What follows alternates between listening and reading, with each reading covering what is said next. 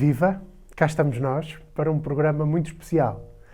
O programa de hoje, perfeitamente enquadrado no espírito do tempo que estamos a viver, de festa, é um programa todo ele dedicado especialmente à temática do Natal.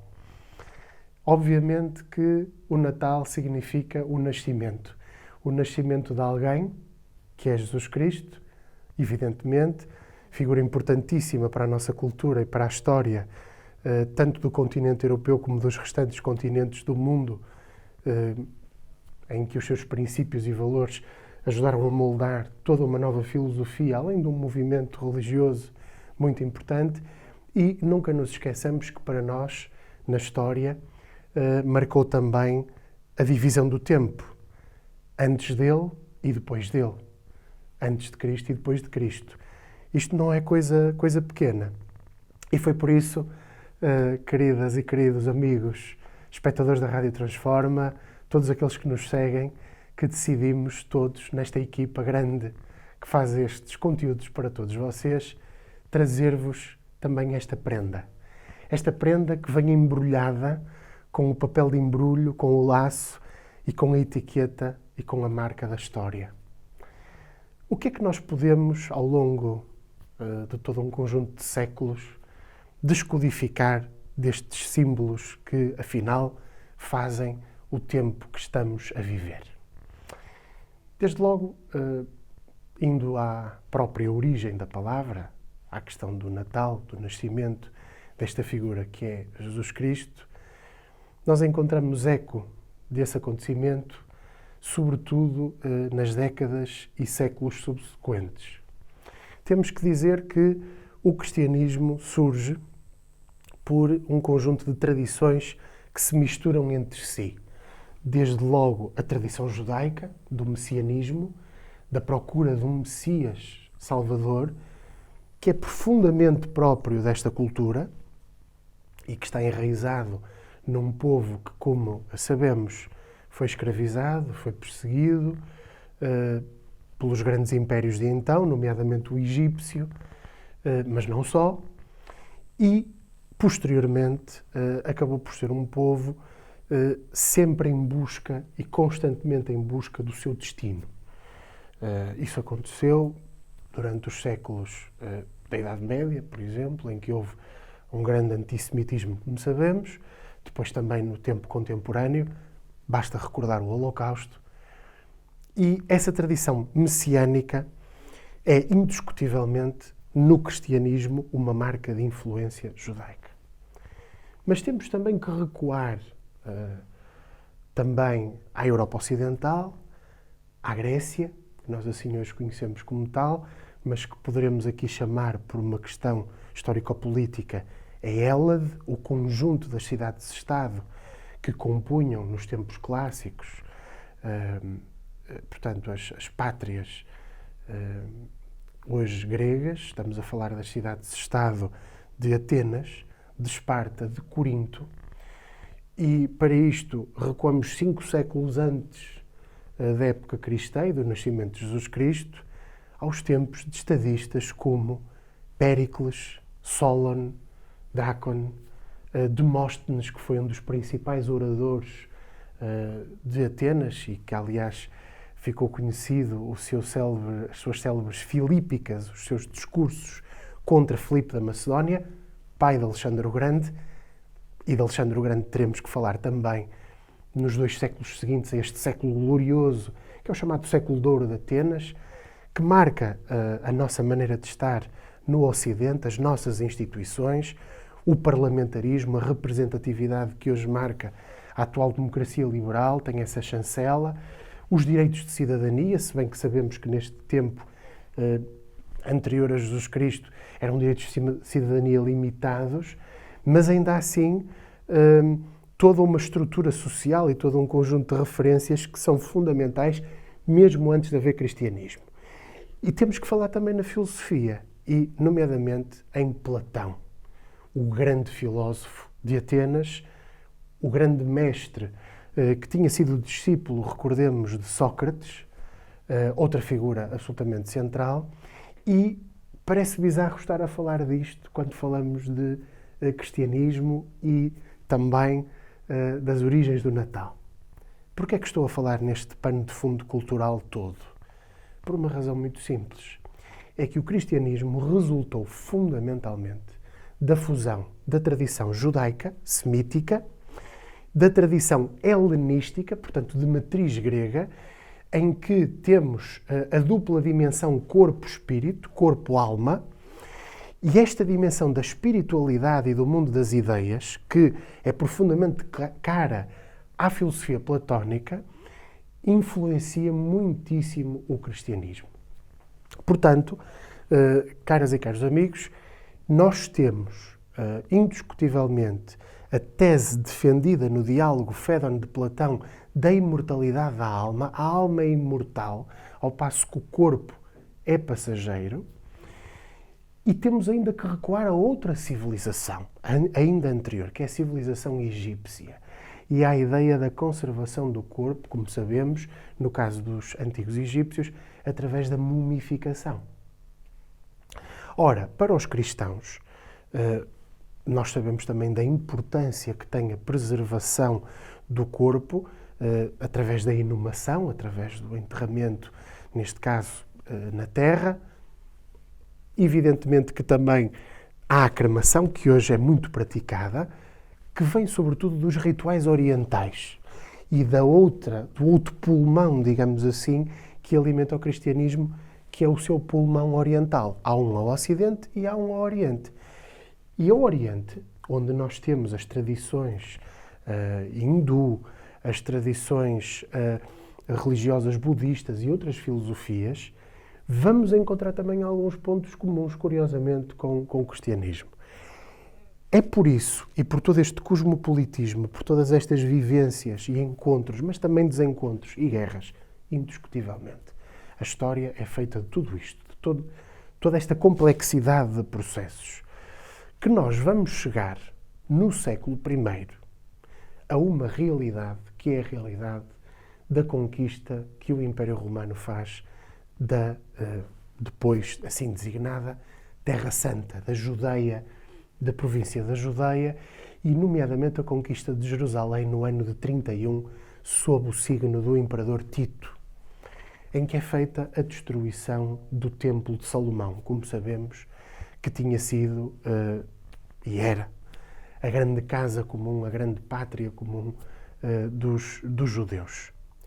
Eu esqueci-me de falar ainda, e deixei deliberadamente para o final, uma outra tradição que depois vai dar na Arábia a emergência do Islão, que é também uma religião semítica, como sabemos, em que o Deus é o Deus de Israel. Ou seja, os muçulmanos também adoram o mesmo Deus que os cristãos e que os judeus. São, portanto, primos, todos entre si. Isto é muito importante, não só no contexto do diálogo interreligioso que vivemos e que o próprio Papa Francisco, de uma forma clara, tem promovido, mas também por causa de uma questão histórica e por pormos as coisas no seu lugar. E eu queria também aproveitar esta prenda que vos deixo para refletirmos todos sobre isto, que acho que é muito importante. Mas vamos agora ao que interessa concretamente, depois de todo este pano de fundo de contexto que estivemos a fazer nestes cerca de 5 minutos. Porquê é que é tão importante falar nas tradições natalícias do ponto de vista histórico? Primeira razão, a música. Posso-lhes dizer que, segundo vários historiadores da música, é muito provável que uma das canções que estão neste Natal e nos anteriores a passar nos nossos rádios, nos nossos dispositivos vários para ouvirmos música, que é o Adeste Fideles, todos conhecem, tenha sido, imaginem, composto por um português. E não foi um português qualquer.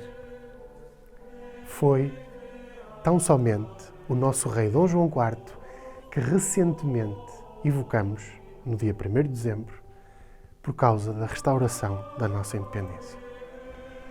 Lembrar-se-ão, no programa que fizemos sobre Luísa de Gusmão, grande mulher, a quem muito devemos também a nossa independência, que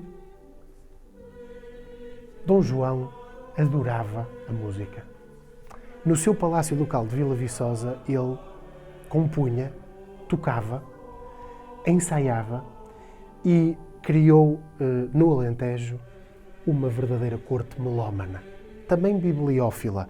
Aliás, basta ver a riqueza, e eu convido todos, mais uma vez, a irem a Vila Viçosa, quem sabe aproveitando este período natalício, para visitarem o Paço dos Duques, que é sensacional. E aí nós percebemos, de facto, também na Ajuda, também na Torre do Tombo, também noutros locais, claro, não só aí, mas percebemos que o rei compôs música. E por isso é muito provável que, apesar de outras paternidades posteriores de outros países, até dos Estados Unidos da América, sabem como são estas coisas. Às vezes parece que os americanos inventaram tudo. Na verdade, é muito provável que esta música seja de origem portuguesa. Ela é, como sabemos, toda cantada em latim. O latim era a grande língua de cultura. E por isso, não nos devemos surpreender que a origem clara desta música seja joanina. Segunda informação neste nosso programa especial. A questão da árvore de Natal. Será que a árvore de Natal surgiu assim do nada? Surgiu assim de uma forma extemporânea? Não. Nós sabemos todos a importância que a árvore tem na nossa cultura. Sabemos todos que é um símbolo de criação e de recriação. É um símbolo de vida.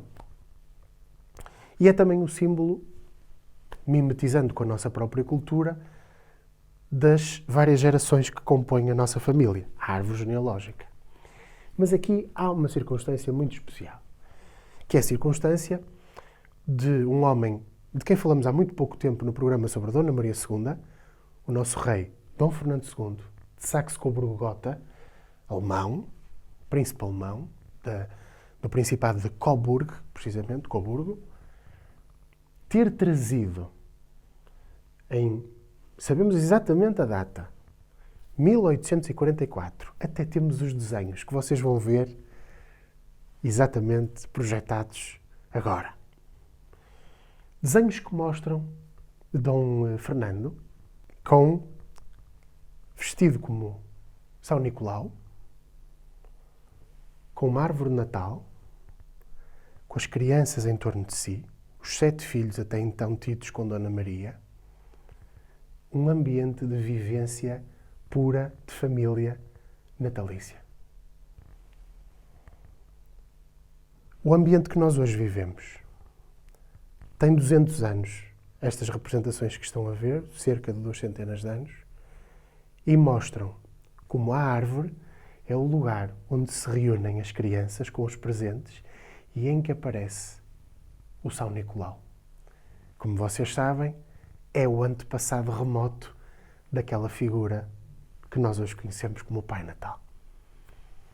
Até pela sua maneira de trajar, e que vocês veem muito bem claros nestes desenhos que estão a ser projetados. O que queria com isto Dom Fernando? Queria mostrar uma certa saudade da sua Alemanha natal. Queria trazer para a sua nova casa, que era Portugal, a sua casa, que era a Alemanha. A educação que tinha tido, que era também uma educação católica, curiosamente. E isto é uma coisa que às vezes não é referida, porque fala-se de uma certa tradição, devido ao protestantismo ser muito forte na Alemanha, e era, indiscutivelmente, a grande maioria dos principados alemães aderiram ao luteranismo, um credo cristão, como aliás o protestantismo, tudo dentro da mesma família, mas de facto Dom Fernando teve uma educação católica e num principado que também era ele praticamente maioritariamente católico. E por isso muito interessante esta ideia de trazer a árvore, de trazer consigo estas tradições que hoje a todos vocês, dentro de dias, vão também surpreender e animar e aconchegar, se me permitem, nestes tempos de pandemia que vivemos, como é tão bom e como é tão importante e como é tão significativo ter este calor. Gostaria agora de falar, nestes últimos minutos do programa, de mais alguns aspectos. Por exemplo, o presépio. Como é que surge? Quem é que o inventa? Com que objetivos? E porquê é que ele surge? A figura que o recria é uma figura de todos conhecida. São Francisco de Assis. Figura fundamental da Europa, do mundo, eu diria da atualidade. Defensor dos animais, a que designava de meus irmãos, minha irmã loba, meu irmão carneiro, meu irmão cão. Ecologista, defensor da pobreza, da humildade. Por que razão terá sido escolhido o nome de Francisco pelo atual Papa? Fica aqui uma tentativa de explicação neste último minuto. Porque é uma figura muito importante para a contemporaneidade e para os tempos que vivemos. Ele é também o primeiro a fazer o presépio, a recriar uma família dentro da família sagrada, mas que são também as famílias de todos nós. O pai, a mãe, o filho e até os animais, que também fazem parte da família. Tenho a certeza absoluta, e isso acontece comigo também, com os meus filhos. Uma delas, a minha filha em idade escolar, que se pedirem aos vossos filhos, nomeadamente os mais jovens, para representarem as suas famílias, certamente que nela caberão pais, mães, irmãos, também os animais. Também até, nesta noção alargada e envolvente de família, amigos e pessoas mais próximas. Alguns que até carinhosamente chamamos de tios ou tias. Isto surge porque São Francisco de Assis teve a lucidez de perceber a importância que a família tem. Já no século XIII, já há 800 anos atrás. E dessa importância se ter projetado no tempo e ter chegado até nós em tantas representações, como, por exemplo, as belíssimas representações que Machado de Castro faz dos presépios, que lhe são conhecidos da sua autoria no século XVIII, época barroca, época em que o movimento, a teatralidade, também a doutrinação pela imagem é extremamente importante, e em que, ao contrário do que nós possamos pensar hoje, em que estamos tão absorvidos também pela imagem e pelo mundo do espetáculo, na época barroca isso também acontecia, e essa dimensão catequética foi extremamente importante. Esses presépios deram origem depois, em tempos mais contemporâneos, a muitas outras representações de muitos outros artistas, muitos deles contemporâneos. Deram origem ao belíssimo figurado de Barcelos, com Rosa e Júlia Ramalho, por exemplo, e com representações fabulosas também de presépios que nós encontramos. E, enfim, à pintura, à escultura, à iconografia, que no fundo são as artes também que divulgam a mensagem do Natal. E eu convido-vos a visitarem os nossos museus nacionais, onde nós temos, sobre o tema do Natal, um conjunto de obras absolutamente incríveis, desde a Idade Média até à atualidade. Nunca esquecendo que o Natal ocorre num período de mudança de estações. O cristianismo foi também muito sábio nesse aspecto. Fez coincidir de uma forma também intelectualmente estruturada, forte, organizada, os ciclos naturais com os ciclos culturais humanos. Nós sabemos que o nascimento de Cristo ocorre num período de mudança do outono para o inverno, com o solstício, por exemplo, que já era celebrado pelos povos pré-históricos, pelos povos antigos. Ora, fazia todo sentido que, ocorrendo o nascimento nessa altura, e comprovando-se a historicidade disso, tal acontecesse retomando as tradições antigas. O cristianismo tinha uma mensagem nova, uma mensagem de igualdade, uma mensagem de comunidade, de sociedade. Recorde-se, em ruptura com o totalitarismo romano e com esse império macrocéfalo que, a partir de Roma, controlou todo o mundo mediterrâneo, Norte da África, Ásia Menor, Europa Oriental e Ocidental. Recordemos isto, uma máquina de guerra impressionante e que ainda hoje,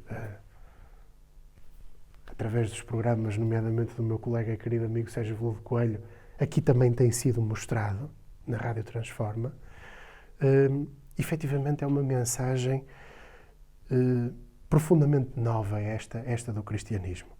Para terminar este programa especial, e renovando o apelo que fiz, independentemente da nossa fé ou não, independentemente da nossa espiritualidade ou religiosidade, este é um tempo que não nos é indiferente, porque faz parte da nossa cultura. Mesmo que não haja entre nós católicos praticantes ou cristãos ativos, há pessoas influenciadas direta ou indiretamente pelo cristianismo, que realmente é uma matriz cultural europeia impressionante, fundamental, até numa certa concepção unificadora, chamemos-lhe assim, da própria União Europeia. Isto é indiscutível. Como é indiscutível que haja outras maneiras de pensar e até desligadas da religiosidade e da espiritualidade, com toda a justiça. Mas não tenhamos dúvidas. O Natal é, e sobretudo será e continuará a ser, um momento de encontro, um momento de partilha, um momento de convivência, uma festa da família, e isso acontece por todos os marcadores que vimos anteriormente e que, permitam-me, desejando-lhes um Feliz Natal, um excelente ano de 2022, acima de tudo, com muita saúde, que lhes desejo, sob a forma deste presente que preparamos para vocês, umas festas muito, muito felizes, e agradecer-vos por, neste ano de 2021, em que iniciamos este projeto dos mitos e mentiras da história, toda a equipa da Rádio Transforma, que está aí, que está aqui, que está ali, que está em todo o lado, desejar-lhes umas festas muito felizes. Muito obrigado e até breve.